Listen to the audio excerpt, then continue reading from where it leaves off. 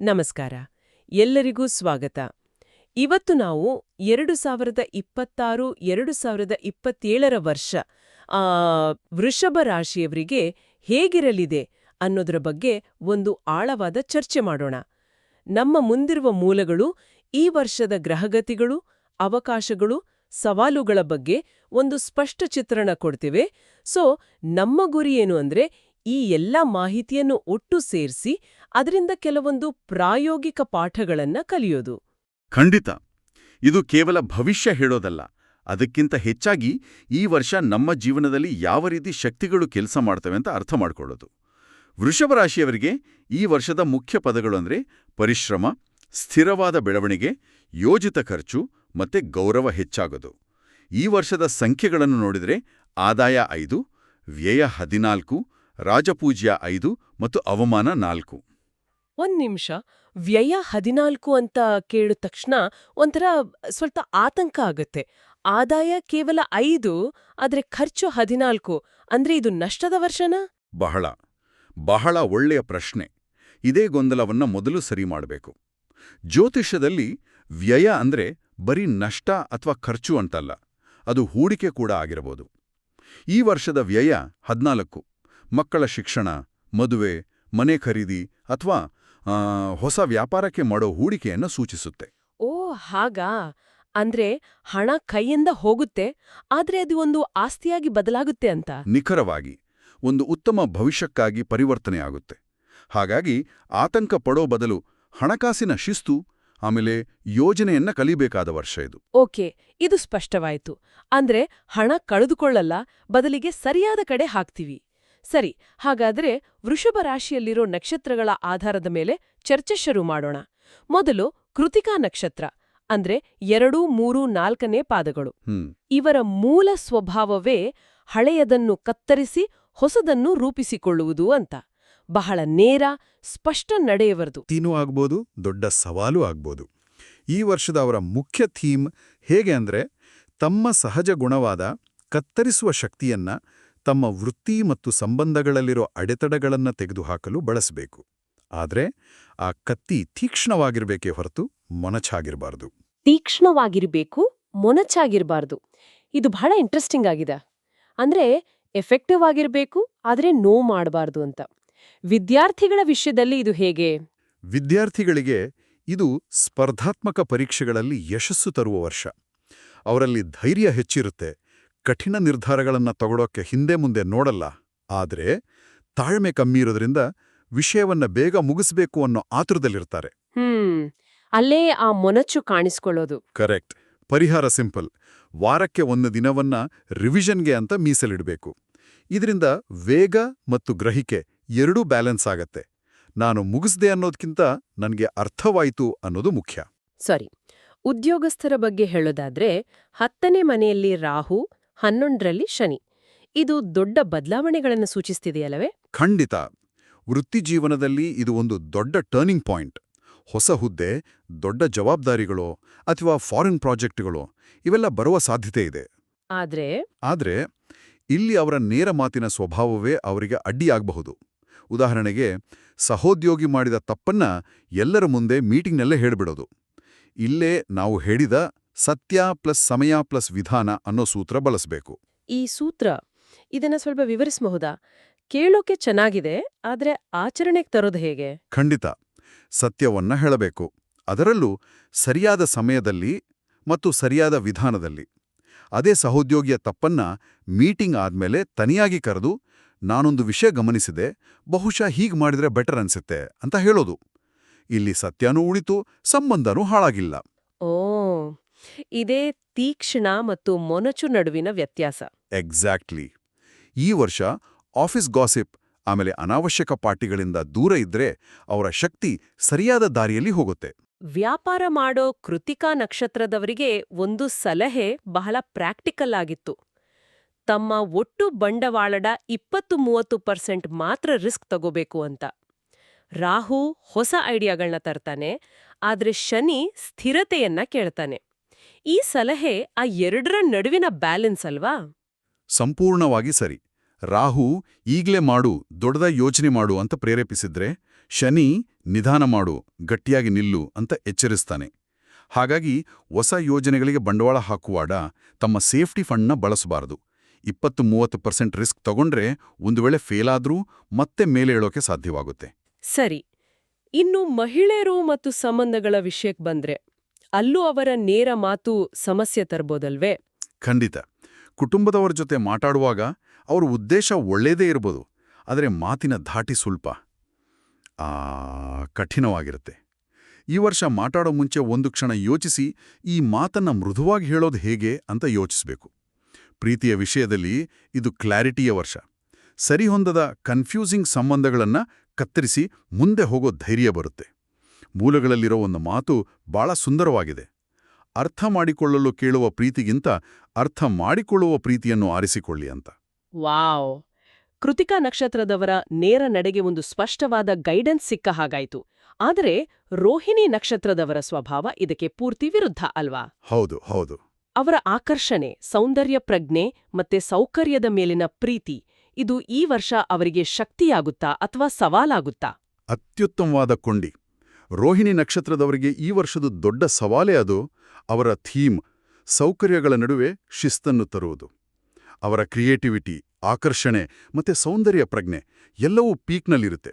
ಆದರೆ ಅದೇ ಸಮಯದಲ್ಲಿ ಸೋಮಾರಿತನ, ಅತಿಯಾದ ನಿದ್ದೆ, ಮನೋರಂಜನೆಯ ಚಟುಗಳು ಇವು ಕೂಡ ಜಾಸ್ತಿ ಆಗುತ್ತೆ. ಅಂದ್ರೆ ವಿದ್ಯಾರ್ಥಿಗಳಿಗೆ ಇದು ಕಷ್ಟದ ಸಮಯನ, ಅದರಲ್ಲೂ ಕ್ರಿಯೇಟಿವ್ ಫೀಲ್ಡ್ನಲ್ಲಿರೋರಿಗೆ? ಕಷ್ಟ ಅನ್ನೋದಕ್ಕಿಂತ ಇದೊಂದು ಪರೀಕ್ಷೆಯ ಸಮಯ ಅನ್ಬೋದು. ಆರ್ಟ್ಸ್, ಡಿಸೈನ್, ಸಂಗೀತ, ಜರ್ನಲಿಸಂ ಈ ಥರದ ಕ್ಷೇತ್ರಗಳಲ್ಲಿರೋ ವಿದ್ಯಾರ್ಥಿಗಳು ಅದ್ಭುತವಾಗಿ ಸಾಧನೆ ಮಾಡ್ತಾರೆ. ಅವರ ಕಲ್ಪನಾ ಶಕ್ತಿ ಜಾಸ್ತಿ ಇರುತ್ತೆ. ಆದರೆ ಮೊಬೈಲ್, OTT ಸೀರೀಸ್ ಮತ್ತೆ ಫ್ರೆಂಡ್ಸ್ ಜೊತೆಗಿನ ಅನಾವಶ್ಯಕ ಹರಟೆಗಳು ಅವರ ಸಮಯವನ್ನ ಕದಿಯುತ್ತೆ. ಇದಕ್ಕೆ ಪರಿಹಾರ?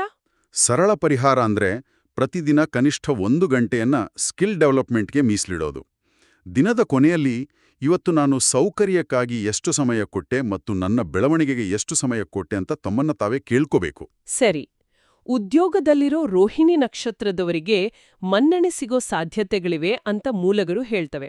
10ನೇ ಮನೆಯ ರಾಹು ಅವರ ಕೆಲಸವನ್ನ ಎಲ್ರೂ ಗಮನಿಸೋ ಹಾಗೆ ಮಾಡ್ತಾನೆ. ಆದ್ರೆ ವ್ಯಯ 14 ಇಲ್ಲಿ ಹೇಗೆ ಕೆಲಸ ಮಾಡುತ್ತೆ? ಇಲ್ಲೇ ಆ ಸೌಕರ್ಯದ ಮೇಲಿನ ಪ್ರೀತಿ ಮತ್ತೆ ಕಾಣಿಸ್ಕೊಳ್ಳೋದು.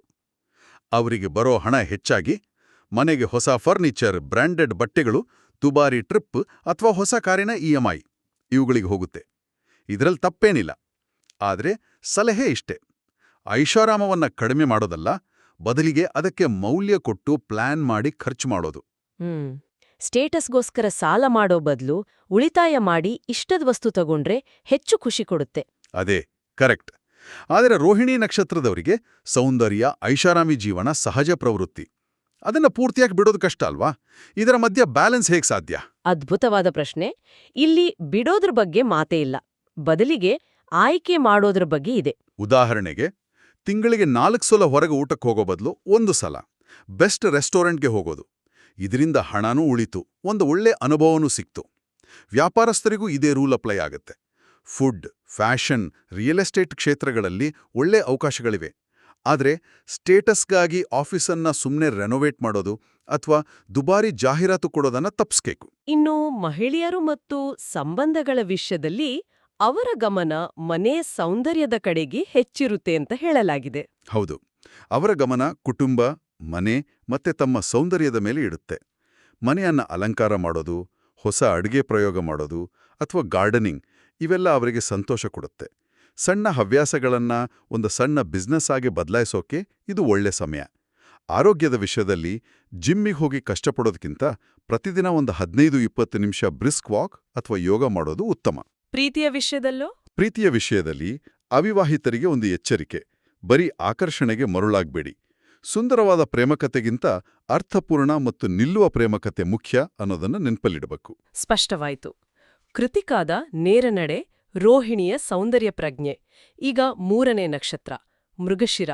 ಇವರ ಸಹಜ ಸ್ವಭಾವವೇ ಸಂಶಯ ಮತ್ತು ಶೋಧನೆ. ರೋಹಿಣಿಯ ಸೌಂದರ್ಯದ ನಿಶ್ಚಿತತೆಯಿಂದ ಮೃಗಶಿರಾದ ಸತ್ಯದ ಹುಡುಕಾಟಕ್ಕೆ ಬರ್ತಿದೀವಿ. ಈ ವರ್ಷ ಇದು ಹೇಗೆ ಕಾಣಿಸ್ಕೊಳ್ಳುತ್ತೆ? ಹೌದು, ಇವರ ಈ ವರ್ಷದ ಥೀಮ್ ಸಂಶಯಗಳನ್ನ ಪ್ರಶ್ನೆಗಳಾಗಿ ಮತ್ತು ಪ್ರಶ್ನೆಗಳನ್ನ ಜ್ಞಾನವನ್ನಾಗಿ ಪರಿವರ್ತಿಸುವುದು.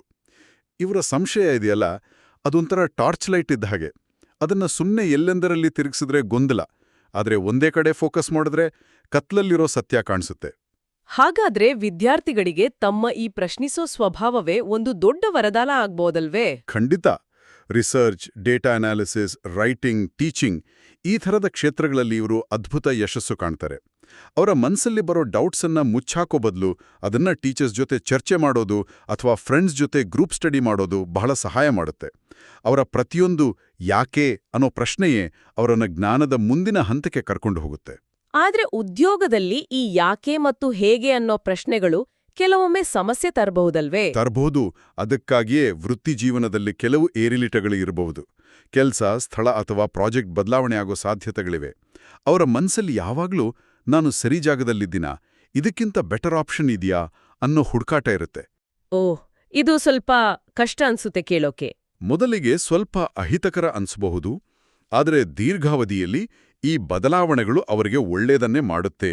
ಆದರೆ ನಿರ್ಧಾರಗಳನ್ನ ಗಾಸಿಪ್, ಭಯ ಅಥವಾ ಅಹಂ ಆಧರಿಸಿ ತಗೋಬಾರ್ದು. ಹಾಗಾದ್ರೆ ಅವರು ನಿರ್ಧಾರಗಳನ್ನ ಹೇಗೆ ತಗೋಬೇಕು? ಕನ್ಫ್ಯೂಷನ್ ಜಾಸ್ತಿ ಆದಾಗ ದಾರಿ ಯಾವುದು? ಬೆಸ್ಟ್ ಪರಿಹಾರ ಅಂದ್ರೆ ಒಂದು ಡೈರಿಯಲ್ಲಿ ತಮ್ಮ ಸಾಮರ್ಥ್ಯ ಅಂದ್ರೆ ಸ್ಟ್ರೆಂತ್ಸ್, ದೌರ್ಬಲ್ಯ ಅಂದ್ರೆ ವೀಕ್ನೆಸಸ್ ಮತ್ತು ಗುರಿಗಳು ಗೋಲ್ಸ್ ಇದನ್ನ ಸ್ಪಷ್ಟವಾಗಿ ಬರೆದಿಟ್ಕೊಳ್ಳೋದು. ಯಾವುದೇ ಹೊಸ ಅವಕಾಶ ಬಂದಾಗ ಅದನ್ನ ಈ ಲಿಸ್ಟ್ ಜೊತೆ ಕಂಪೇರ್ ಮಾಡಿ ನೋಡಬೇಕು. ಆಗ ನಿರ್ಧಾರ ತಗೊಳ್ಳೋದು ಸುಲಭ ಆಗುತ್ತೆ. ವ್ಯಾಪಾರಸ್ಥರಿಗೂ ಇದೇ ಥರ ಗೊಂದಲ ಇರುತ್ತೆ. ಹೌದು, ಖಂಡಿತ. ವ್ಯಾಪಾರಸ್ಥರಿಗೆ ಕೊಟ್ಟಿರೋ ಸಲಹೆ ನನಗಂತೂ ಭಾರ ಇಷ್ಟ ಆಯ್ತು. 70% ಸ್ಪಷ್ಟತೆ ಸಿಕ್ಕಾಗ ಕೆಲಸ ಶುರು ಮಾಡಿ, 100% ಸ್ಪಷ್ಟತೆಗಾಗಿ ಕಾಯಿಬೇಡಿ ಅಂತ. ಇದು ಬರೀ ವ್ಯಾಪಾರಕ್ಕಲ್ಲ, ಜೀವನಕ್ಕೂ ಅಪ್ಲೈ ಆಗುತ್ತೆ. 100% ಕ್ಲಾರಿಟಿಗಾಗಿ ಕಾಯ್ತಾ ಹೋದ್ರೆ ಅವಕಾಶವೇ ಕೈತಪ್ಪಿ ಹೋಗ್ಬೋದು ಅಲ್ವಾ? ನಿಖರವಾಗಿ. ಅದನ್ನೇ ಅನಾಲಿಸಿಸ್ ಪರಾಲಿಸಿಸ್ ಅಂತಾರೆ. ಅತಿಯಾದ ವಿಶ್ಲೇಷಣೆಯಿಂದ ನಿರ್ಧಾರ ತಗೊಳ್ಳೋದೇ ಲೇಟ್ ಆಗತ್ತೆ. 70% ಮಾಹಿತಿ ಮತ್ತು ಆತ್ಮವಿಶ್ವಾಸ ಇದ್ದಾಗ ಮುನ್ನುಗ್ಗಬೇಕು. ಉಳಿದ 30% ದಾರಿಯಲ್ಲಿ ಕಲ್ತಾ ಹೋಗಬೇಕು. ಇನ್ನು ಮಹಿಳೆಯರ ವಿಷಯಕ್ಕೆ ಬಂದ್ರೆ ಅವರ ಆಳವಾದ ಭಾವನೆಗಳು, ಸಂಶಯಗಳನ್ನು ವ್ಯಕ್ತಪಡಿಸೋಕೆ ಒಂದು ದಾರಿ ಬೇಕು. ಬರವಣಿಗೆ, ಕಲೆ ಅಥವಾ ಆಧ್ಯಾತ್ಮಿಕ ಅಭ್ಯಾಸಗಳ ಮೂಲಕ ತಮ್ಮ ಭಾವನೆಗಳಿಗೆ ಒಂದು ರೂಪ ಕೊಟ್ರೆ ಅವರ ಮನಸ್ಸು ಶಾಂತವಾಗುತ್ತೆ. ಸಂಬಂಧಗಳಲ್ಲಿ ಅವರ ಈ ಸಂಶಯದ ಸ್ವಭಾವ ಹೇಗೆ ಪರಿಣಾಮ ಬೀರುತ್ತೆ? ಇದು ಬಹಳ ಸೆನ್ಸಿಟಿವ್ ವಿಷಯ. ಹೌದು, ಇದು ಸಂಬಂಧಗಳಲ್ಲಿ ದೊಡ್ಡ ಸಮಸ್ಯೆ ಆಗ್ಬೋದು. ಸಂಗಾತಿ ಮೇಲೆ ಸುಮ್ಮನೆ ಅನುಮಾನ ಪಡೋದು ಅಥವಾ ಅವರ ಮಾತುಗಳನ್ನ ಓವರ್ ಅನಲೈಸ್ ಮಾಡೋದು ಗೊಂದಲ ಸೃಷ್ಟಿ ಮಾಡುತ್ತೆ. ಇಲ್ಲಿರೋ ಒಂದೇ ಪರಿಹಾರ ನೇರ ಸಂವಾದ. ಮನಸ್ಸಲ್ಲಿ ಊಹೆಗಳನ್ನ ಕಟ್ಕೊಳ್ಳೋ ಬದಲು ನೇರವಾಗಿ ಸಂಗಾತಿ ಜೊತೆ ಮಾತಾಡಿ ಕ್ಲಾರಿಟಿ ಪಡ್ಕೋಬೇಕು. ನೀನು ಹೀಗನ್ಕೊಂಡ್ಯಾ ಅಂತ ಕೇಳೋ ಬದಲು ನನಗೆ ಹೀಗನಿಸ್ತಿದೆ, ಇದು ನಿಜಾನಾ ಅಂತ ಕೇಳೋದು ಉತ್ತಮ. ಹಾಗಾದ್ರೆ ಈ ಎಲ್ಲ ಚರ್ಚೆಯ ಸಾರಾಂಶ ಏನು? ಕೃತಿಕಾ, ರೋಹಿಣಿ ಮತ್ತು ಮೃಗಶಿರ ಈ 3 ನಕ್ಷತ್ರಗಳ ಪಾಠವನ್ನ ಒಟ್ಟುಗೂಡಿಸೋದಾದ್ರೆ ಪ್ರತಿಯೊಬ್ಬರಿಗೂ ತಮ್ಮ ಸಹಜ ಗುಣವನ್ನೇ ಒಂದು ಸಾಧನವಾಗಿ ಬಳಸ್ಕೊಳ್ಳೋ ಅವಕಾಶ ಇದೆ ಅಂತನಾ? ಹೌದು. ಕೃತಿಕಾ ನಕ್ಷತ್ರದವರು ತಮ್ಮ ಕತ್ತರಿಸುವ ಶಕ್ತಿಯನ್ನ ಧೈರ್ಯದ ನಿರ್ಧಾರಗಳಿಗೆ ಬಳಸಬೇಕು. ರೋಹಿಣಿ ನಕ್ಷತ್ರದವರು ತಮ್ಮ ಸೌಂದರ್ಯ ಪ್ರಜ್ಞೆಯನ್ನ ಶಿಸ್ತಿನೊಂದಿಗೆ ಬೆರೆಸಿ ಮೌಲ್ಯಯುತ ಜೀವನ ರೂಪಿಸ್ಕೋಬೇಕು. ಮತ್ತು ಮೃಗಶಿರ ನಕ್ಷತ್ರದವರು ತಮ್ಮ ಸಂಶಯವನ್ನ ಜ್ಞಾನದ ಕಡೆಗಿನ ದಾರಿಯನ್ನಾಗಿ ಪರಿವರ್ತಿಸಬೇಕು. ಅಂತಿಮವಾಗಿ 11ನೇ ಮನೆಯಲ್ಲಿ ಶನಿ ಮತ್ತು 10ನೇ ಮನೆಯಲ್ಲಿ ರಾಹು ಇರೋದ್ರಿಂದ ಗ್ರಹಗಳ ಸಂದೇಶ ಸ್ಪಷ್ಟವಾಗಿದೆ. ನಿಧಾನವಾಗಿ ಬೆಳೆದ್ರೂ ಪರವಾಗಿಲ್ಲ, ಆದರೆ ನಿಜವಾಗಿ, ಸ್ಥಿರವಾಗಿ ಮತ್ತು ಶಾಶ್ವತವಾಗಿ ನಿಲ್ಲುವಂತೆ ಬೆಳೆಯಿರಿ. ಆದಾಯ 5, ವ್ಯಯ 14 ಈ ಸಂಖ್ಯೆಗಳನ್ನ ಈಗ ಬೇರೆ ದೃಷ್ಟಿಕೋನದಿಂದ ನೋಡಬಹುದು. ಇದು ಬಾಗಿಲುಗಳನ್ನ ತೆರೆದಿದ್ದಾನೆ. ವ್ಯಯ 14 ಅಂದ್ರೆ ಆ ಅವಕಾಶಗಳನ್ನ ಬಳಸ್ಕೊಳ್ಳೋಕೆ ಶಿಸ್ತು, ಯೋಜನೆ ಮತ್ತು ಹೂಡಿಕೆಯ ಪಾಠವನ್ನ ಕಲಿಸಲಿದ್ದಾನೆ. ರಾಜಪೂಜ್ಯ 5 ಅಂದ್ರೆ ನಿಮ್ಮ ಪರಿಶ್ರಮಕ್ಕೆ ಸಮಾಜದಲ್ಲಿ ಗೌರವ, ಸ್ಥಾನಮಾನ ಸಿಗಲಿದೆ. ಮತ್ತು ಅವಮಾನ 4 ಅಂದ್ರೆ ಕೆಲವು ಪ್ರಯೋಗಗಳಿಂದ ಕಲಿಯೋ ಪಾಠಗಳು ಮುಂದೆ ನಿಮಗೆ ಒಂದು ಕವಚದ ಹಾಗೆ ರಕ್ಷಣೆ ನೀಡುತ್ತೆ. ಈ ಚರ್ಚೆಯ ಕೊನೆಯಲ್ಲಿ ನನಗೊಂದು ಯೋಚನೆ ಬರ್ತಿದೆ. ಈ ವರ್ಷದ ಭವಿಷ್ಯ ಕೇವಲ ಗ್ರಹಗಳ ಸ್ಥಾನದ ಬಗ್ಗೆ ಮಾತ್ರ ಅಲ್ಲ, ನಮ್ಮ ಸಹಜ ಗುಣಗಳನ್ನ ನಾವು ಹೇಗೆ ನೋಡ್ತೀವಿ, ಹೇಗೆ ಬಳಸ್ತೀವಿ ಅನ್ನೋದ್ರ ಬಗ್ಗೆ ಇದೆ. ಕೃತಿಕಾದ ನೇರ ನಡೆ, ರೋಹಿಣಿಯ ಸೌಂದರ್ಯ ಪ್ರಜ್ಞೆ, ಮೃಗಶಿರದ ಪ್ರಶ್ನಿಸೋ ಮನಸ್ಸು, ಇವುಗಳನ್ನ ಸಾಮಾನ್ಯವಾಗಿ ದೌರ್ಬಲ್ಯಗಳು ಅಂತ ನೋಡ್ತಾರೆ. ಆದ್ರೆ ಈ ಚರ್ಚೆಯ ನಂತರ ಇವುಗಳನ್ನ ಸರಿಯಾಗಿ ಬಳಸಿದ್ರೆ ದೊಡ್ಡ ಶಕ್ತಿಗಳಾಗಬಹುದು ಅಂತ ಅನಿಸ್ತಿದೆ. ಹಾಗಾದ್ರೆ ಕೇಳುಗರಿಗೆ ಒಂದು ಅಂತಿಮ ಪ್ರಶ್ನೆ. ಈ ವರ್ಷ ನಿಮ್ಮ ನಕ್ಷತ್ರದ ಸಹಜ ಗುಣವನ್ನ ಒಂದು ಹೊರೆಯಾಗಿ ನೋಡುವ ಬದಲು ನಿಮ್ಮ ಬೆಳವಣಿಗೆಗೆ ಒಂದು ಸಾಧನವಾಗಿ ಹೇಗೆ ಬಳಸ್ಕೊಳ್ಬಹುದು? ಯೋಚಿಸಿ.